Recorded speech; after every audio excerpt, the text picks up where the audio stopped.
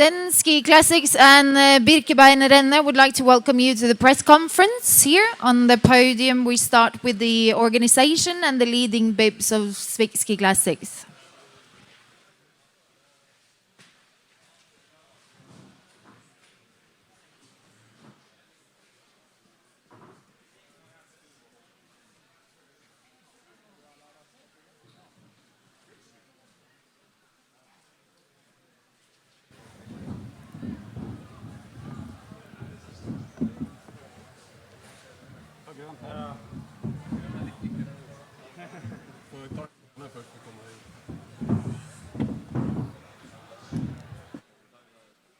So we can start with Jo Gunnar Ellevold, CEO of Birkebeinerrennet. So what can you tell us, Jo Gunnar, about this year's race?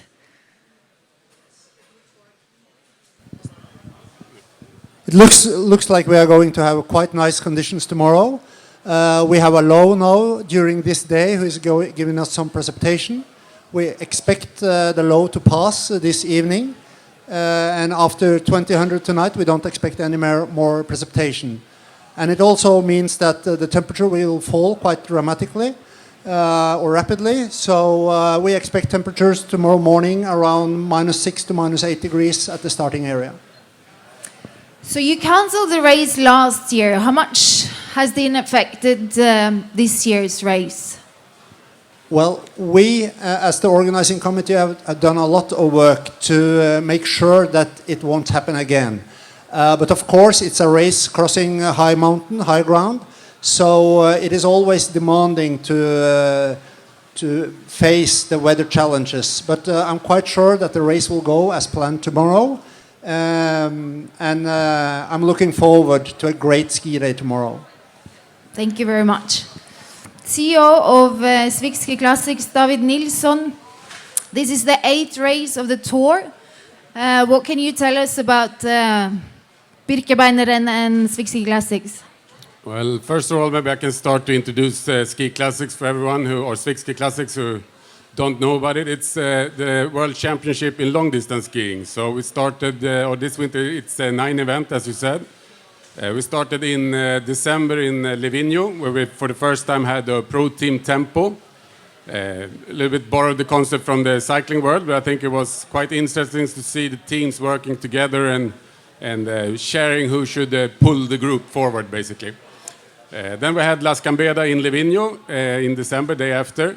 Interesting 35K race, which I think everyone here, if they're interested in a December race, it's quite nice to go there. It's 35 kilometers, not too far, too long distance, and it's a tax-free zone, so it's a very nice place, Livigno.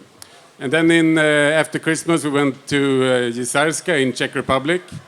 After that to Marcialonga in König and La Diagonela in Switzerland.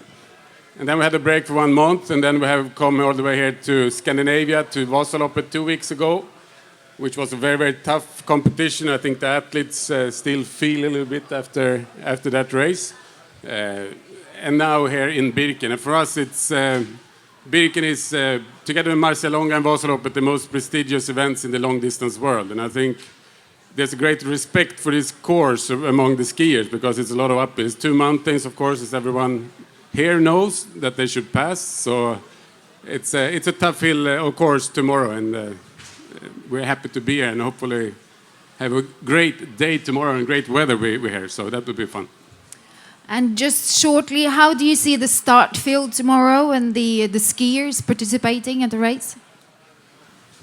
This winter in Ski Class has been better and better every race, I would say. We have a fantastic start field tomorrow. I think the best ever in Birken, I would say, and in Ski Classing as well. We have superstars from the traditional world like Morten or Jonsrud Sundby, which will probably be here later on the stage. And it will be very interesting to see how we match up with Anders Aukland and the long distance guys. So, and of course on the female side and women's side as well, it's a fantastic start field tomorrow with not the least with Johaug matching up Sreina Bonner and Smutna and so on. Thank you. And then Katarina Smutna, which is the leader of the women's competition in Swix Ski Classics. She's racing for Silvini Matsus, Czech team. You had a very strong season, Katharina, but Vasaloppet was quite tough. Ja, also Wasserloppet war für mich sehr hartes Rennen, muss ich sagen. Zuerst war ich bei dieser Karambol bei Start und dann habe ich falsche Entscheidungen gemacht und ich bin mit Glichterski gelaufen und das war wirklich sehr langsam. Und bei circa 10 Kilometer habe ich gemerkt, dass ich keine Chance habe und die Ski sind wirklich sehr langsam und einfach nur ins Ziel gekommen. She told that it was a tough race and that she chose to use Klister. And after 16 kilometers, she found out that it will be really difficult to win. So what do you think about the start field tomorrow? You have a lot of good skiers, both long distance specialists but also traditional skiers. Ja, also das wird ja schwierig oder hartes Rennen morgen, weil viele Mädels aus Weltcup starten und zum Beispiel die Therese oder die Kerttu Niskanen. Also ja, wird sehr schwierig.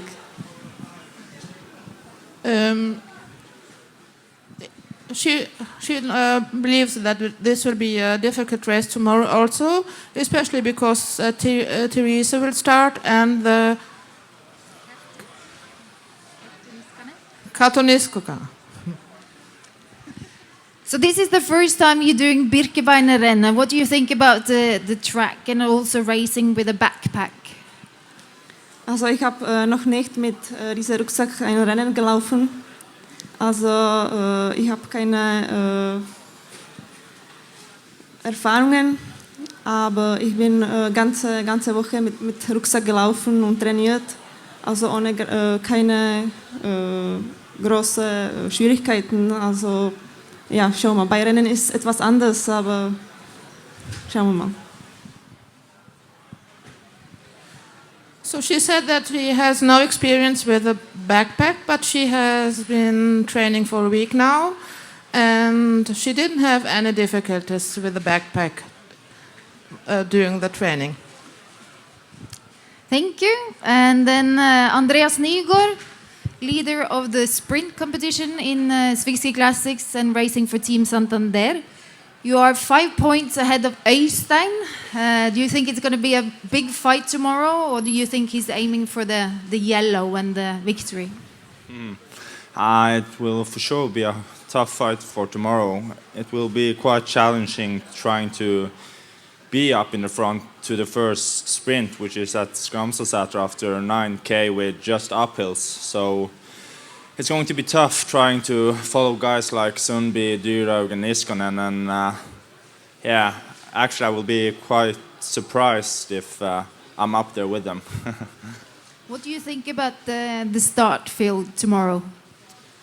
I think it's, yeah, as mentioned earlier here, maybe the strongest field in Birkebeiner history. Of course, there has been World Cup races here as well, but tomorrow for sure it's going to be a big battle for the win, and I think there's a lot of guys and girls on the start aiming for the top spots in Lillehammer. And do you have any experience with Birkebeinerrennet? Yeah, I raced it twice before, so I'm quite familiar with the track, so I know what I'm up to. Thank you. And Anders Høst, Team Lyn. You're the leader of the youth competition for the men. You had a very good race at Vasaloppet. You were in a leading group quite far into the race. Are you happy and satisfied with your season so far? Yes, I'm really happy. Vasaloppet went really well, so to keep the youth jersey is now my main goal. You won half Birkebeinerrennet last weekend. How do you compare that race with tomorrow's race? Yeah, I know the tracks from Sjusjøen to Lillehammer really well now, so I know how to how to make the strategy, hopefully. And do you gonna cooperate with anyone else from your team?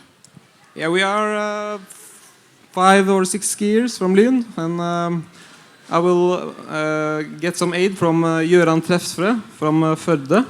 So yeah, I think we're really good prepared and hope for a good result tomorrow. Thank you very much and good luck to all of you. Any questions from the audience?